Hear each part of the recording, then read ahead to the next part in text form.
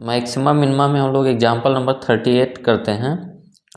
Question आपका कह रहा है कि सिद्ध कीजिए कि एक शंकु के अंतर्गत महत्तम वक्र पृष्ठ वाले लंब वृत्तीय बेलन की त्रिज्या शंकु की त्रिज्या की आधी होती है। तो पहले क्वेश्चन समझते हैं हम लोग, उसके बाद करेंगे। सिद्ध कीजिए कि एक शंकु के अंतर्गत, यानी हमारा जो एक शंकु है, कोई भी आपका एक शंकु है,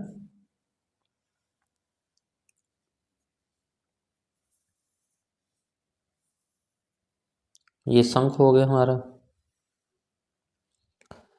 के अंतर्गत यानी इसके अंदर महत्तम वक्र पृष्ठ वाले लंब वृत्तीय बेलन, यानी इसके अंदर बेलन बनाया जा रहा है, लंब वृत्तीय बेलन। तो इसके अंदर अगर बेलन आपको बनाना हो, इसके अंदर जो है, तो एक तो जैसे ये बना दिया,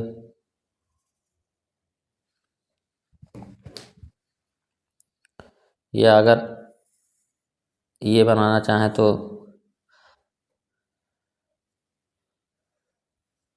एक दूसरा बेलन ये बन गया आपका।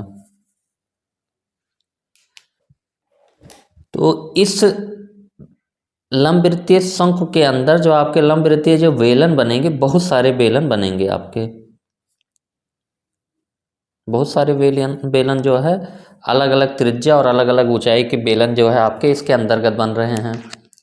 लेकिन कोई ना कोई एक ऐसा बेलन होगा जिसका वक्र पृष्ठ का क्षेत्रफल, जो बेलन का वक्र पृष्ठ का क्षेत्रफल होता है वो मैक्सिमम होगा, वो हमको निकालना है और ये प्रूव करना है कि जो उसकी त्रिज्या होगी, महत्तम वक्र पृष्ठ वाले बेलन की जो त्रिज्या होगी वो शंकु की त्रिज्या की आधी होगी। तो ये हमारा क्वेश्चन है। तो अब हम लोग जो है एक जो है लंबवृत्तीय शंकु के अंदर एक जो है बेलन बना लेते हैं और फिर हम लोग देखते हैं कि किस स्थिति में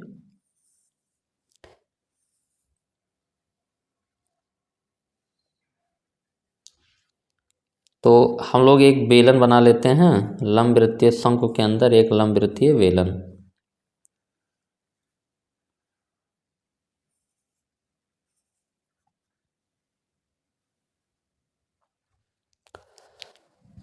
अब शंकु की ऊंचाई मान लेते हैं हम लोग कि जो शंकु की ऊंचाई है ये h है,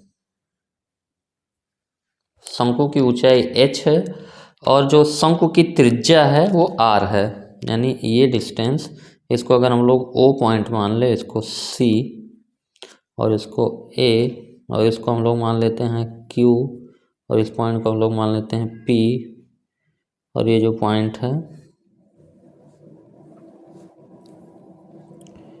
ये हम लोग मान लेते हैं D और ये E और ये है आपका C। तो जो शंकु का जो ऊंचाई है वो r है और जो शंकु की त्रिज्या है ये हम लोग मान लेते हैं कि ये r है, यानी ये डिस्टेंस यहाँ से ये r है, शंकु की त्रिज्या r है और शंकु की ऊंचाई h है। इसके अंदर हमने एक लंबवृत्तीय बेलन बना दिया है। अब हमको ये निकालना है कि किस कंडीशन पे ये लंबवृत्तीय बेलन जो इसके अंदर बन रहा है इसके वक्र पृष्ठ का क्षेत्रफल अधिकतम होगा। तो हम लोग मान लेते हैं कि जो ये लंबवृत्तीय बेलन हमने बनाया है इसकी त्रिज्या जो है x है, ये डिस्टेंस आपका हो गया x।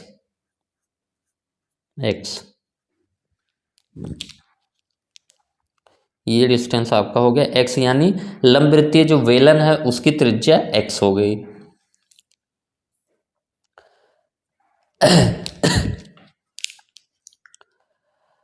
अब हमको लंबवृत्तीय बेलन की त्रिज्या x है और लंबवृत्तीय बेलन की जो हाइट है इसको हमको निकालना होता है, क्योंकि जो वक्र पृष्ठ होता है वो 2πr/h होता है, जो बेलन का जो वक्र पृष्ठ का क्षेत्रफल होता है, ये बेलन हो गया, अगर इसकी त्रिज्या r है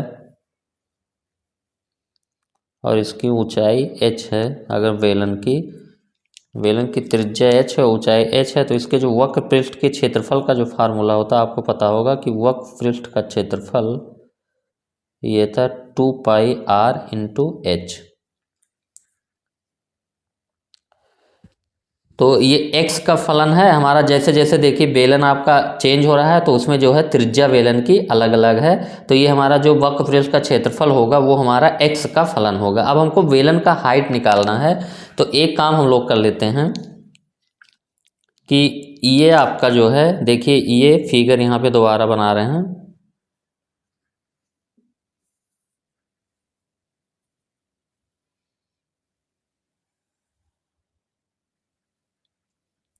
ये जो हमारा हाइट है, ये शंकु की हाइट है h, और ये जो है पार्ट यहाँ पे बना रहे हैं ये पार्ट, और ये हमारा पॉइंट A है, ये E है, और ये C, और ये Q, ये A। अब ये जो हाइट है यही हाइट हमको निकालना है, इसको हम लोग मान लेते हैं y, यानी जो बेलन की हाइट y है ये हम लोग निकाल लें, तभी तो बेलन का वक्र पृष्ठ का क्षेत्रफल हम लोग 2πr/h। अगर इसकी हाइट भी हम लोग मान लेंगे कि y है, तो वक्र पृष्ठ का क्षेत्रफल जो बेलन का होगा वो दो चीज़ों पे डिपेंड करेगा, r पे भी, x पे भी डिपेंड कर रहा है और y पे भी डिपेंड करेगा। तो दो वेरिएबल हमको नहीं चाहिए, एक वेरिएबल करने के लिए। अब एक वेरिएबल सिंपली हम लोग कैसे कर लेंगे, देखिए ये जो ट्रायंगल, दो ट्रायंगल जो बन रहा, एक बड़ा वाला और एक ये छोटा वाला ट्रायंगल, ये बड़ा वाला राइट एंगल ट्रायंगल और एक ये छोटा वाला राइट एंगल ट्रायंगल, ये एंगल 90 है, ये एंगल 90। ये जो पूरा डिस्टेंस है ये हमारा r है, ये शंकु की त्रिज्या है, और ये जो डिस्टेंस है OE ये हमारा x है, और ये हाइट हमारा है y, और ये हाइट है हमारा h। और ये कोण जो है दोनों त्रिभुज में कॉमन है। तो हम लोग जानते हैं एंगल एंगल समरूपता कसौटी से कि दो त्रिभुज के अगर दो एंगल सेम हो तो बड़ा वाला त्रिभुज आप देखिए इसका एक एंगल 90 डिग्री और एक एंगल ये अगर थीटा मान ले, छोटा वाला त्रिभुज देखिए एक एंगल 90 डिग्री और एक एंगल थीटा। तो बड़ा वाला और छोटा वाला दोनों त्रिभुज का दो एंगल सेम है, यानी तीनों एंगल सेम हो जाएंगे। तो एंगल एंगल समरूपता कसौटी से हम लोग कह सकते हैं कि त्रिभुज AOC, त्रिभुज OAC हमारा समरूप हो जाएगा त्रिभुज QEC के, QEC। और समरूप त्रिभुजों के जो संगत भुजाएं समानुपाती होती हैं, यानी AO के संगत हमारा QE है इक्वल टू, अब बड़े वाले त्रिभुज का हम लोग AO लिए हैं तो बड़े वाले त्रिभुज की भुजा OC अपान छोटे वाले त्रिभुज की भुजा EC, और AO हमारा क्या है H, QE हमारा y है और यही हमको निकालना है, OC पूरा हमारा r है, और EC ये हमारा x है और ये पूरा r है, तो ये हमारा हो जाएगा r माइनस एक्स, ये हमारा हो गया r माइनस एक्स। तो यहाँ से जो हमारा y की वैल्यू निकल गई y इक्वल टू, यानी y into R equal to h into R minus X. तो यहाँ से हमारा जो y हमको चाहिए था ये h into R minus X upon r, h की y की वैल्यू हमको पता चल गई h into R minus X upon r, यानी जो लंबवृत्तीय बेलन की ऊंचाई थी वो हमको पता चल गई। अब ये जो ऊंचाई, अब हमारा जब वक्र पृष्ठ का क्षेत्रफल लिखेंगे तो ये हमारा केवल और केवल x का फलन रहेगा। तो अब हम लिखेंगे वक्र पृष्ठ का क्षेत्रफल बेलन के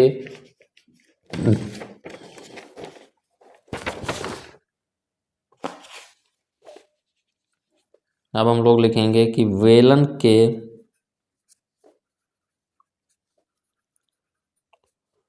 वक्र पृष्ठ का क्षेत्रफल ये होता है हमारा 2π इंटू त्रिज्या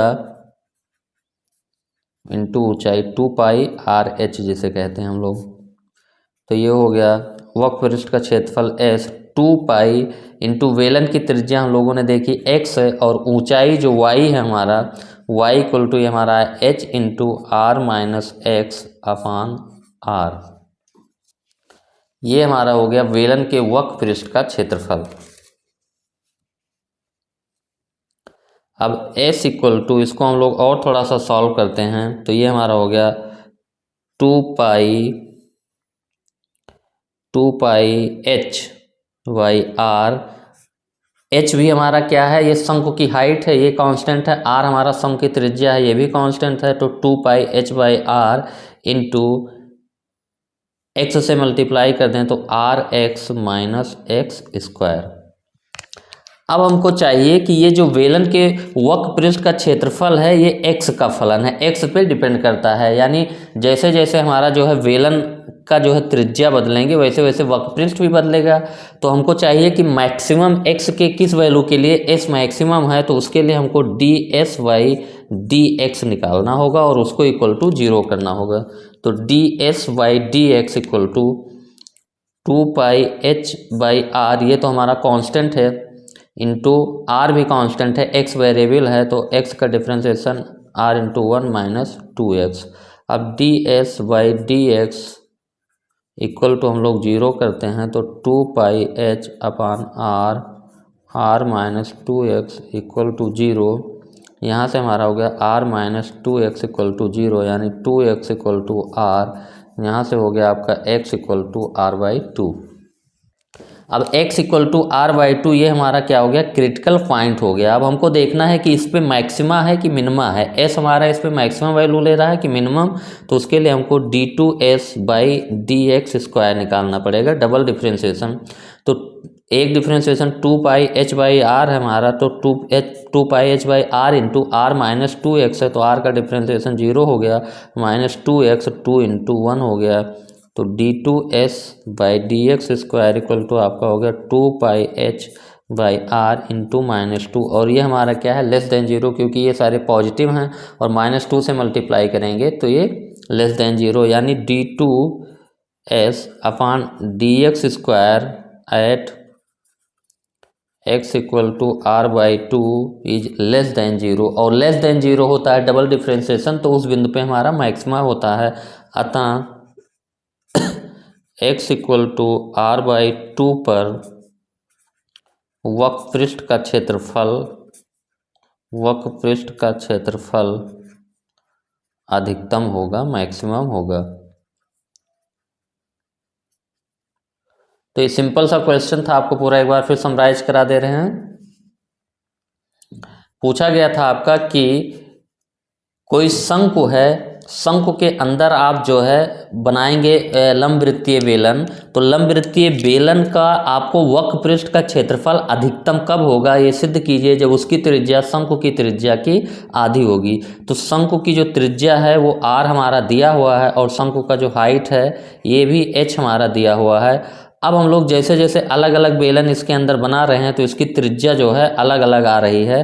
तो कोई एक बेलन ऐसा होगा कि जिसपे वक्र पृष्ठ का क्षेत्रफल मैक्सिमम होगा, हमको वो निकालना है। तो हम लोगों ने एक बेलन बना दिया और इसकी त्रिज्या हम लोगों ने मान लिया कि x है और इसकी हाइट हम लोगों ने मान लिया y है।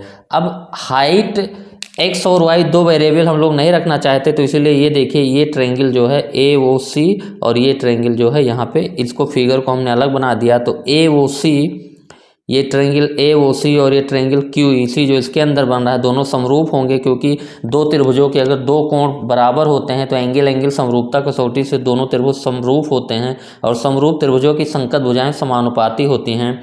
तो AO/QE इक्वल टू OC, बड़े वाले त्रिभुज का OC अपान छोटे वाले त्रिभुज का EC, और AO हमारा H है, ये Y है, H/Y इक्वल टू ये डिस्टेंस R है और ये X है तो ये R-X हो गया। यहाँ से हमको जो हाइट पता चल गई वेलन की H इंटू R-X/R।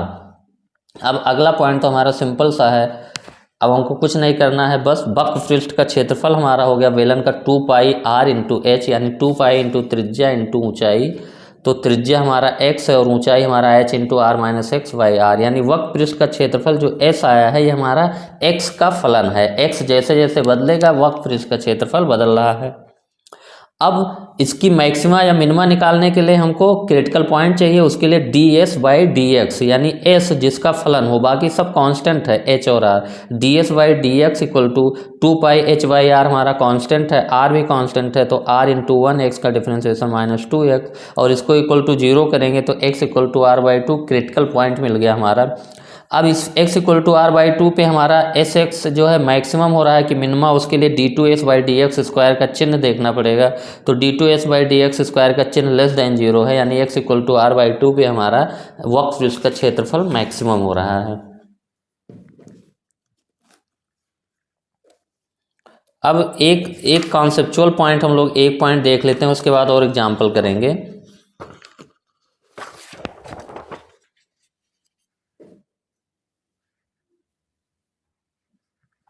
कॉन्सेप्ट हमारा है कि एक संवृत्त अंतराल में किसी फलन का उच्चतम और निम्नतम मान, यानी आपको क्लोज इंटरवल दिया है और पूरे अंतराल में आपको उच्चतम और निम्नतम मान पूछा जाए। तो हेडिंग हमारा है एक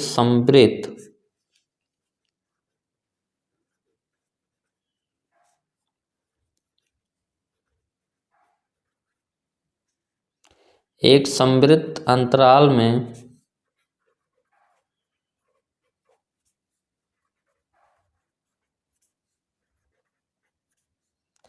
किसी फलन का उच्चतम और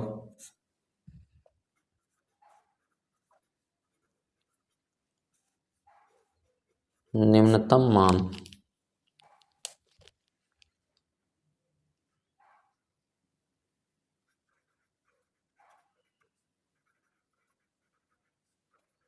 मैक्सिमम एंड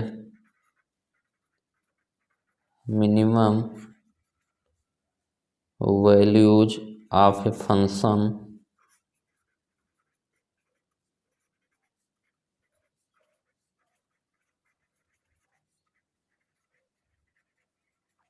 तो इसमें कुछ नया कॉन्सेप्ट नहीं, वो जो वही हम लोग जो पुराना देखें वही है कि अगर आपका कोई फंक्शन दिया हुआ है क्लोज इंटरवल में डिफाइन किया हुआ है तो उसमें मैक्सिमा मिनिमा निकालने का जो तरीका होता है, इसमें सिंपली हम लोग जो इंटरवल होते हैं लास्ट इंड वाले इंटरवल उनको भी शामिल कर लेते हैं, उनको भी क्रिटिकल पॉइंट की तरीके से हम लोग ले लेते हैं। जैसे ये हमारा जो ए पॉइंट है इसके डोमेन में और ये बी, ये हमारा क्या है, इसका एंड पॉइंट है इसका डोमेन का, तो इसको भी हम लोग क्रिटिकल पॉइंट की तरीके से ले लेते हैं। और बाकी तो ये हमारे जो रहते हैं, ये हो गया हमारा बी पॉइंट, यहाँ पे क्रिटिकल पॉइंट हमको मिल रहा है सी, और ये एंड पॉइंट हमारा क्रिटिकल पॉइंट, इसको डी नाम दे देते हैं। तो अगर कोई फंक्शन हमारा f a टू b में f x हमारा किस में डिफाइन है, a टू b में परिभाषित है और एक क्लोज इंटरवल में, क्लोज इंटरवल होगा यानी a और b पॉइंट हमारे इंक्लूड होंगे उसके डोमेन में। तो हमको इसका मैक्सिमा निकालने के लिए एक पॉइंट हमको ध्यान रखना है कि जितने सारे वैल्यूज मिलेंगे यहाँ, ये सब तो क्रिटिकल पॉइंट होंगे ही, हमको a और b यानी हम लोग ये कहेंगे कि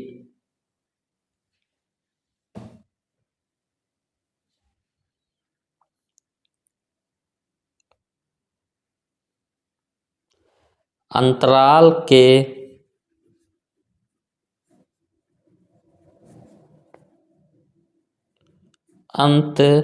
अंत बिंदु भी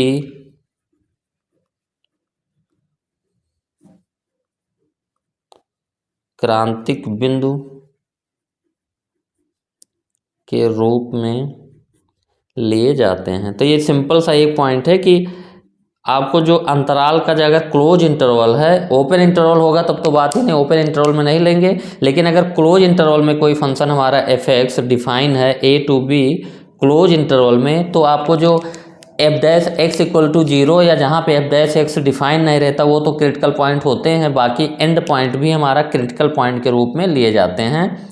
उसके बाद हम लोग सब पे वैल्यू निकालेंगे, F A F B F C F D. उसके बाद जो वैल्यू हमारी चारों में मैक्सिमम, यहाँ पे 4 ही हैं तो 4 की बात करी जा रही है, यानी अब हम लोग क्या करेंगे, एफ ए निकालेंगे, जो सारे क्रिटिकल पॉइंट पे सारी वैल्यू आप निकालेंगे, एफ सी निकालेंगे, एफ डी निकालेंगे, और इन सब की वैल्यू की जो भी हमारा मैक्सिमम आएगा सब में वो मैक्सिमा होगा, और जो सब में सबसे छोटी वैल्यू होगी वो हमारा मिनिमा होगा। तो F A F B F C F D में से जो सबसे बड़ा मान होगा वो हमारा ग्लोबल मैक्सिमा उसको बोला जाता है कि पूरे डोमेन में आपका वो मैक्सिमम वैल्यू ले रहा है। जो सबसे बड़ा मान होगा वो उसको ग्लोबल मैक्सिमा यानी एब्सोल्यूट मैक्सिमा भी बोलते हैं, यानी निरपेक्ष, जो सबसे बड़ा मान होगा वो निरपेक्ष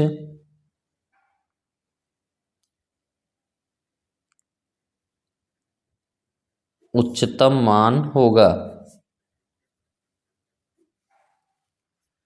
और जो सबसे छोटा होगा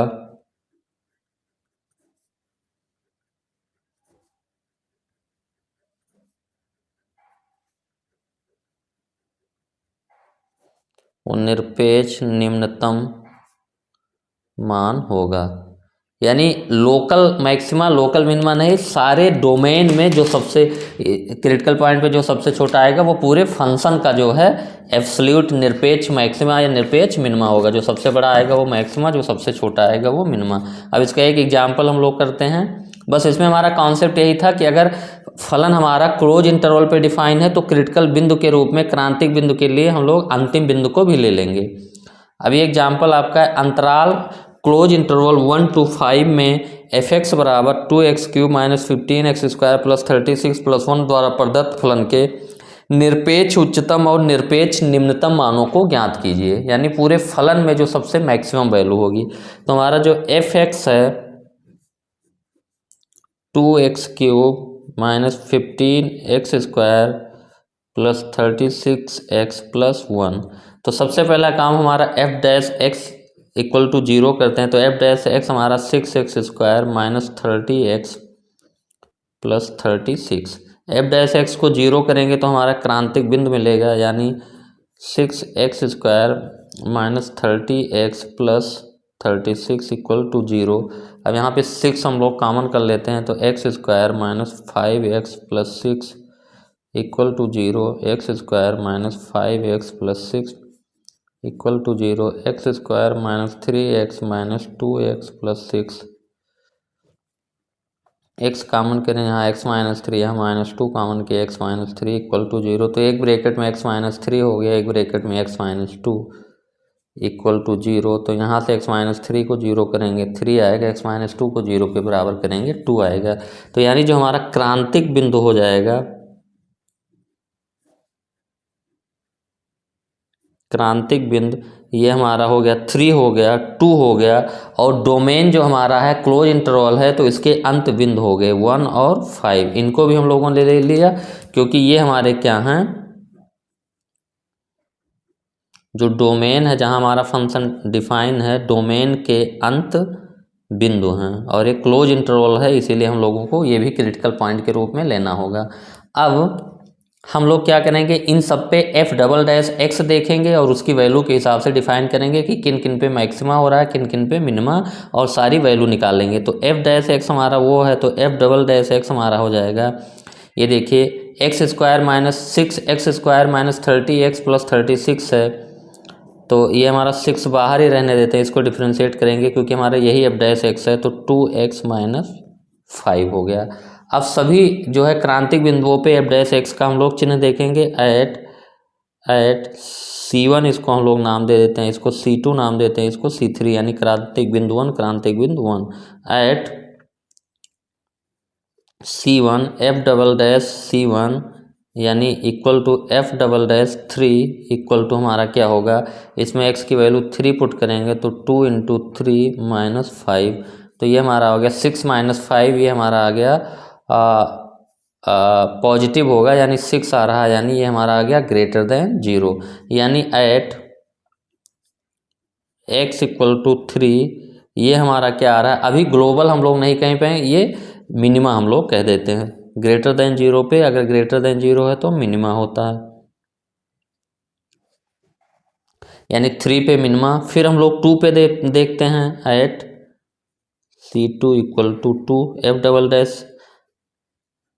C2 f'(2) का चिन्ह हम लोग देखते हैं, तो 6 इंटू 2 इंटू 2 माइनस 5। तो ये हमारा 4 माइनस 5, तो 4 माइनस 5 ये माइनस हो जाएगा, यानी लेस देन 0। इसका मतलब at x equal to 2 less than 0 है, एट x इक्वल टू 2 ये हमारा है मैक्सिमा। फिर C3 इक्वल टू 1 पे f'(1) की वैल्यू अगर हम लोग देखें तो 6 इंटू 2 इंटू 1 माइनस 5, और ये 2 माइनस 5 ये भी लेस देन 0 होगा, यानी एट x इक्वल टू 1 यहाँ पे भी हमारा क्या है, मैक्सिमा है। और ये जो मैक्सिमा आ रहे हैं ये लोकल मैक्सिमा होगा कि उसके ये जो मैक्सिमा आ रहा है, ऐसा आप ये नहीं सोचेंगे कि x बराबर 1 पे भी मैक्स है, x बराबर 2 पे। x बराबर 1 पे जो है लोकल मैक्सिमा है, यानी 1 के दाएं बाएं से ज़्यादा वैल्यू 1 पे आ रहा है, और 2 पे भी मैक्सिमा, इसका मतलब 2 के दाएं बाएं जो सारी वैल्यूज है उसके कंपेरिजन में मैक्सिमा आ रहा है। अब एक पॉइंट और बचा 5, तो f"5 इक्वल टू, इसका चिन्ह हम लोग देखें तो x की जगह 5, 2 × 5 - 5, तो ये हमारा आ गया ग्रेटर देन 0। तो x इक्वल टू 5 पे ये हमारा ग्रेटर देन 0 आ गया, तो मिनिमा आ गया। अब ये सारी वैल्यूज हम लोग निकालेंगे, उसके बाद हमको पता चलेगा कि कौन सी वैल्यू पे एब्सोल्यूट मैक्सिमा है, एब्सोल्यूट मिनिमा है। अच्छा, एक पॉइंट हम लोग ये भी कर सकते थे कि आपका निरपेक्ष मैक्सिमा और निरपेक्ष मिनिमा निकालना था, तो f"x ना भी करते तब भी काम हो जाता। क्यों? क्योंकि हमारा जो क्रांतिक बिंदु आ गया, क्रिटिकल पॉइंट हमारे आगे 3, 2, 1, 5। अब हमको ये चेक करने की ज़रूरत नहीं, बस हमको इसी पे वैल्यू निकाल लेनी है और उसी वैल्यू का कंपेरिजन कर देना है। तो हमको क्या करना है, f3 निकाल लें। f3 तो फंक्शन हमारा f(x) बराबर है 2x³ - 15x² + 36x + 1। तो अब ये चेक करने की ज़रूरत नहीं कि 3 पे मैक्सिमा है या मिनिमा, केवल इतना पूछा है कि निरपेक्ष उच्चतम निरपेक्ष निम्नतम मान बताना है। तो सारे पे हम लोग जो क्रिटिकल पॉइंट है सब पे फंक्शन की वैल्यू निकाल लेंगे, उसी में हमको पता चल जाएगा। जो सबसे बड़ा होगा वो निरपेक्ष मैक्सिमा होगा और जो सबसे छोटा निरपेक्ष मिनिमा। तो f3 यानी यहाँ पे हम लोग x की जगह पे 3 रख दें, 3³ - 15 × 3 का स्क्वायर प्लस 36 × 3 + 1। तो f3 इक्वल टू 3 त्रिका 9, 27 दूना 54 -9 135 और प्लस 108 + 1। तो f3 की वैल्यू हमारी आ गई 108 से 135, ये बचेगा आपका 27, 28, ये आपका आ जाएगा 108, 109 और 154, 163 से 135 घटा दीजिए, 15 से 3 13 से 5 8 5 28, ये आ रहा है 28। f3 की वैल्यू आ गई आपकी 28। f2 की वैल्यू निकालते हैं, 2 × 2 का क्यूब - 15 × 2 का स्क्वायर प्लस 36 × 2 + 1, 16 - 60 + 72 + 1 बराबर ये 80, 88, 89, 89 से 60 गया तो ये आ गया आपका 89, 30, 29। f1 निकाल लेते हैं हम लोग, f1 2 × 1³ - 15 × 1 स्क्वायर प्लस 36 × 1 + 1, ये हमारा क्या हो गया 2 - 15 और ये 2 1 3, 3 से 15 गया -12, -12 से प्लस 36 गया, ये हमारा हो गया 24। और f5 की वैल्यू निकाल लेते हैं, 2 × 5 का क्यूब - 15 × 5 का स्क्वायर प्लस 36 × 5 + 1,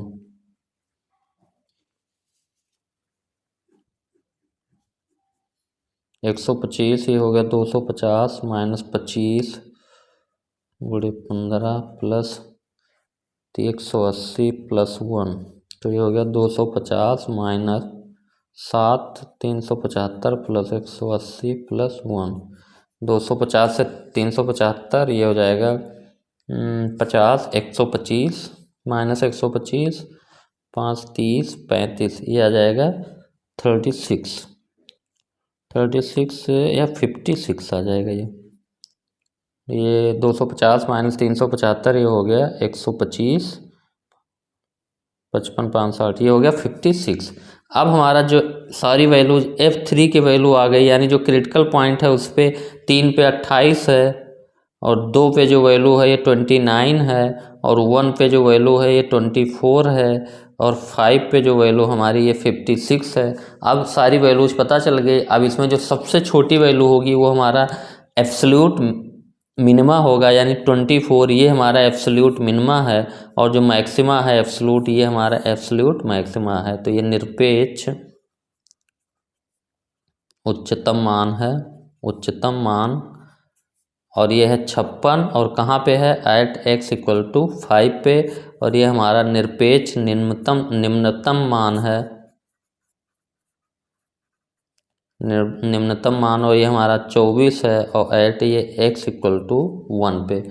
तो इसमें एक ही पॉइंट हम लोगों को देखना था कि अगर आपके क्लोज इंटरवल में डिफाइन है फलन, तो आपको जो उसके क्लोज इंटरवल वाले अंत बिंदु को भी क्रिटिकल बिंदु के रूप में लेना है, बाकी सब कुछ हमारा वैसे ही रहेगा। अब एक एग्जाम्पल हम लोग और कर लेते हैं, आपका 40 एग्जाम्पल नंबर 40, ये लास्ट एग्जाम्पल है। ये आपका है कि F X equal to 12 into X के पावर 4/3 माइनस 6 x के पावर 1/3 x बिलोंग टू -1 से 1 क्लोज इंटरवल द्वारा प्रदत्त फलन f के निरपेक्ष उच्चतम और निरपेक्ष निम्नतम मान। तो एफ एक्स इक्वल टू हमारा है 12 इंटू एक्स के पावर 4/3 माइनस 6x इंटू 1/3 और x हमारा -1 से 1 क्लोज इंटरवल। तो सबसे पहला काम हमारा f डैश एक्स डिफ्रेंशिएट करेंगे, तो 12 इंटू 4/x के पावर 4/3 का डिफ्रेंशिएशन 4/3 x के पावर 4/3 -1 माइनस 6 इंटू एक्स के पावर 1/3 का x के पावर 1/3 -1, ये हो गया चौके 12, ये 16 x के पावर 1/3 माइनस 2 x के पावर -2/3। अब हम लोग f dash x equal to 0 करेंगे, तो हमारा जो क्रिटिकल बिंदु मिलेगा यानी 16 x के पावर 1/3 माइनस 2 x के पावर -2/3 इक्वल टू 0, यानी 16 x के पावर 1/3 बराबर 2 इंटू एक्स के पावर -2/3। तो ये हमारा 16 x के पावर 1/3 बराबर ये हो जाएगा 2/x के पावर 2/3, 2 से ख़त्म हो गया 8, और इधर आया तो x के पावर 1/3 इंटू एक्स के पावर 2/3 इक्वल टू 8, उधर जाके 1/8। तो ये हमारा हो गया x के पावर 1/3 प्लस 2/3 इक्वल टू 1/8, यानी x के पावर 3/3, यानी x बराबर हमारा हो गया 1/8, x इक्वल टू 1/8।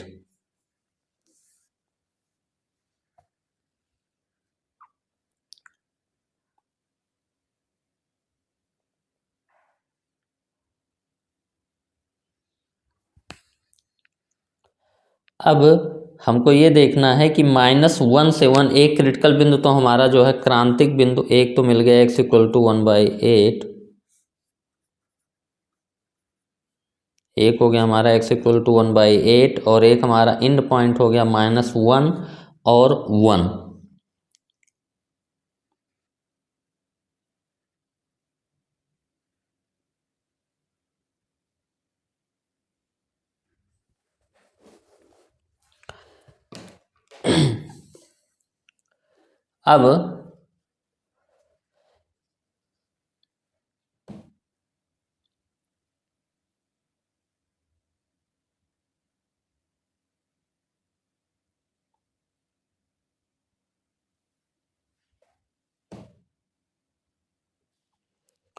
अब हमको x equal to 1/8, x equal to -1 और x इक्वल टू 1 इन पे वैल्यू निकाल लेनी है फंक्शन की। तो एफ एक्स हमारा है 12x के पावर 4/3 माइनस 6x के पावर 1/3। तो f 1/8 की वैल्यू अगर हम लोग निकालें तो 12x के पावर यानी x की वैल्यू 1/8 के पावर 4/3 माइनस 6 1/8 के whole power 1/3, this equal to 12 into 1/8 का मतलब हमारा हो गया 1/2 का क्यूब के whole power 4/3 minus 6 into 1/2 cube के whole power 1/3, this equal to 12 into ये हमारा हो गया 2 के पावर -3 इंटू 4/3 माइनस 6 इंटू 2 के पावर -3 इंटू 1/3। तो दिस इक्वल टू 12 इंटू ये 3 ख़त्म हो गया, और 2 के पावर -4 यानी 2 के पावर 4 नीचे आ गया, और 2 के पावर -1 6/2, ये हमारा हो गया 12/16 -3, 12/16 -3, तो 12 - 48/16, ये हमारा हो गया -36/16। यानी 36/16।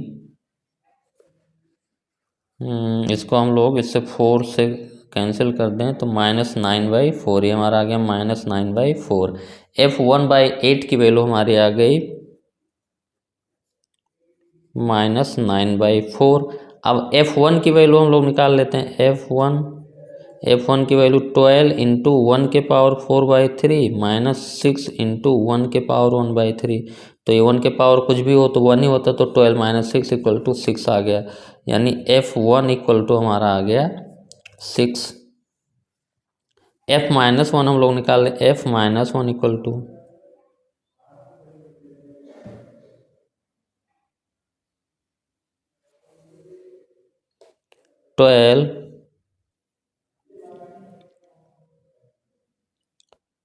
12 इंटू -1 के पावर 4/3 -6 इंटू -1 के पावर 1/3। दिस इक्वल टू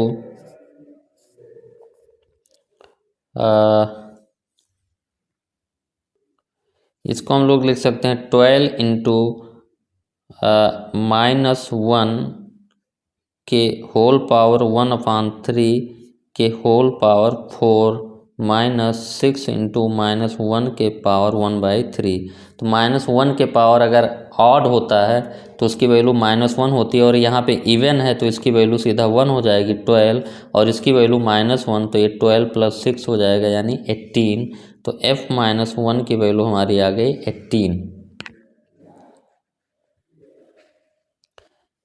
अब हमको देखना है कि कौन सी वैल्यू मैक्सिमा है कौन सी मिनिमा है। तो F1/8 हमारा है -9/4, F1 हमारा है 6 और F-1 है 18। F-1 है आपका 18। तो जो सबसे मैक्सिमम वैल्यू है ये हमारा मैक्सिमा है, और जो मिनिमा है हमारा ये आपका मिनिमा है, ये मैक्सिमा है। यानी x = 1/8 पर निरपेक्ष निम्नतम मान है, x = 1/8 पर निरपेक्ष निम्नतम मान है, एंड x = -1 पे निरपेक्ष मैक्सिमम मान है। तो एक लाइन इसमें नीचे लिख लेंगे कि x = 1/8 पर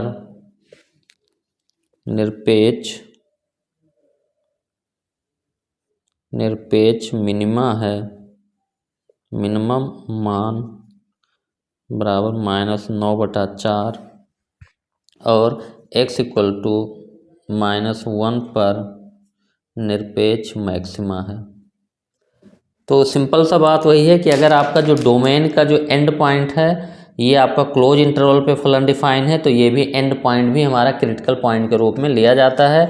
और पूरे डोमेन में आपको एब्सोल्यूट मैक्सिमा एब्सोल्यूट मिनिमा निकालने के लिए सारे क्रिटिकल पॉइंट पे वैल्यू निकाल लेते हैं, और उन क्रिटिकल पॉइंट में जो सबसे लोवेस्ट वैल्यू जिस एक्स के लिए आता है वो मिनिमा हो जाता है, और जो हाईएस्ट आता है वो मैक्सिमा हो जाता है।